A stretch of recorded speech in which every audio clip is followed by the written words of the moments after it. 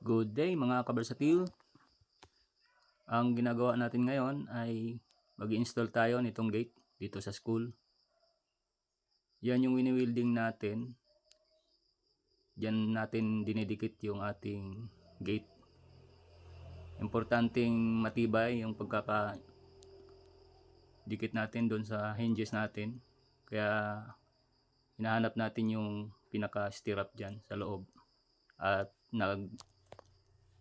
bubutas pa tayo dyan, binabarinahan natin yung mismong haligi para lagyan natin babaon na natin ng ekstrang bakal dyan para mas matibay.